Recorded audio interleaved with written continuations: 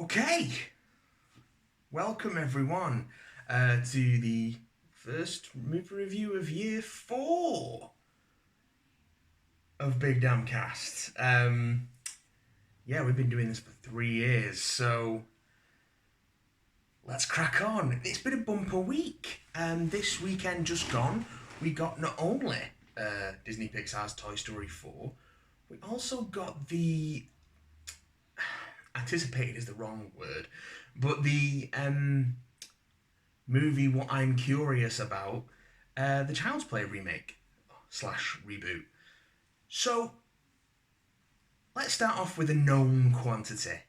Toy Story 4, the 4th movie in the Toy Story trilogy, is pretty damn good. As if you were, I don't know what you were expecting. I suppose Pixar have had a couple of misses, especially in recent memory. But Toy Story 4 is really a great extension of what made the first 3 movies so great. Plot-wise, it picks up a little bit after Toy Story 3. Andy's old toys are settled in with Bonnie. Bonnie starts kindergarten, and she literally makes a new friend. Makes Forky out of a spork, and he becomes a living sentient toy for reasons that may or may not be explained in the film. I'm not going to say anything. It then becomes Woody's solemn duty to make sure that Forky is safe, because he's the most important toy to Bonnie, and Bonnie is the most important thing to Woody. So she's got to keep Forky safe in spite of Forky's insistence that he belongs in the trash. And that leads him on to misadventures. And as you've seen in the trailers, they get reunited with Annie Potts' Bo Peep, and also come across some funky looking ventriloquist dolls. The Gabby Gabby doll, as voiced by Christina Hendricks, and a bunch of other new weird and wacky toys. You've seen Key and Peele's stuffed bear and duck, and you've seen a little bit of Keanu Reeves's Duke Kaboom, and there's some other neat surprises in there as well. Toy Story 4 is really great. It's very funny. It's really funny. Surprisingly, it leans on some horror ideas almost in some of the scenes. Anyone who doesn't like dolls will know, you're going to get some chills from the ventriloquist dummy stuff. So Chris is going to love this movie. I don't know, there's not really a whole great deal to say about Toy Story 4 without going into plot details, and not that there's a huge ton to spoil, but there's not a great deal to say about it other than it's a really, really solid Pixar movie. It carries on, and it's a natural, familiar growth from what we've seen in the first 3 Toy Story movies. It absolutely feels like the next step for these characters. It feels like a development for them, and they could just as easily not make any more, but they might make, I don't know, I hope they don't make any more, because this, again, as much as Toy Story 3 did, to be fair, feels like a perfect end to the story. So, yeah, Toy Story 4 is great and funny and wonderful and warm, and it'll make you feel things, and so go see it. So that was the first movie that came out this weekend that we're going to talk about. The second one is, and me and Chris have talked about this at length on the podcast, the new reboot of Child's Play. Completely divorced from the previous movies in this series. It's a whole new continuity. It's basically a reboot. Don Mancini's not involved. Brad Dourif's not involved. So anyone who loves the series is, of course, a bit trepidatious about taking away all the things that, of feeling like that all the things that they love about the franchise are being taken away. Child's Play 2019 is a really, really fun, nuts, knowing and satisfying horror movie. It absolutely does not remake the first Child's Play. It takes the barest notion of a sentient killer doll and just runs with it in a very 2019 way. It's a sort of Child's Play meets Black Mirror in some senses. It is darkly funny. It's not overly silly, particularly in the way that the later films in the original franchise are. Not to say that there isn't something inherently silly about a killer doll, but hey, it's as not silly as they can go with that. But doesn't take itself too seriously. You are absolutely not getting a rehash of Child's Play. You're getting something new, which is gonna please some people. It's gonna displease others. This could have not been Child's Play. I see why they did make it Child's Play, but it's a killer doll movie.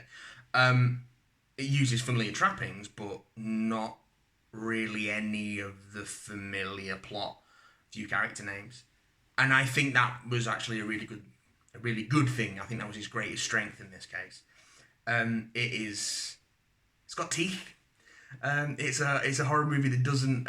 It's not afraid to go gory and take pleasure in its kills. It's very much got that slasher DNA in it, and I just had a really good time with it. But then again, I'm not someone who's precious or defensive about remaking old movies. Like, my favourite movie of all time is a remake of another movie.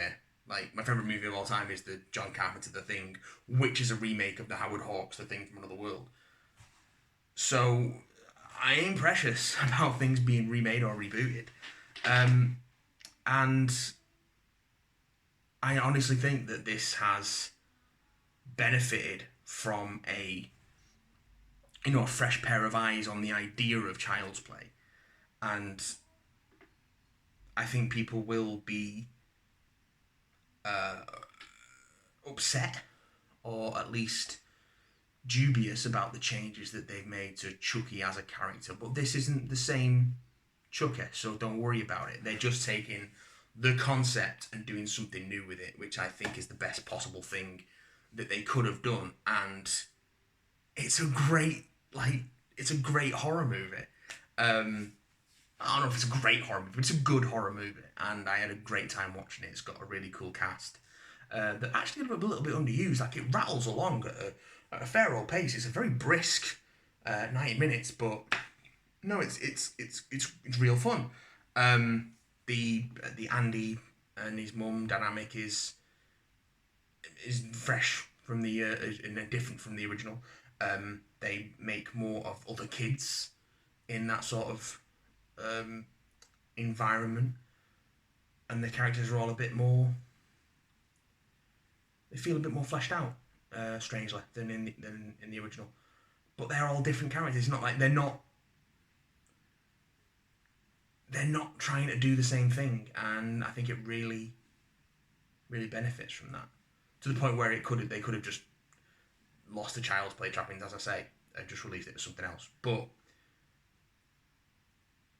it wouldn't have got made otherwise. That's why this got made. It's going to wait to cash in on the Child's Play name. Fortunately, in this case, I think they've also come up with a really solid horror movie out of it, and it's a great fun time at the cinema. So, in closing, this weekend gone, you're kind of in luck. No matter if you see the two big new genre releases, or the two big new releases that kind of cover our stock in trade. Toy Story 4 is a really heartwarming,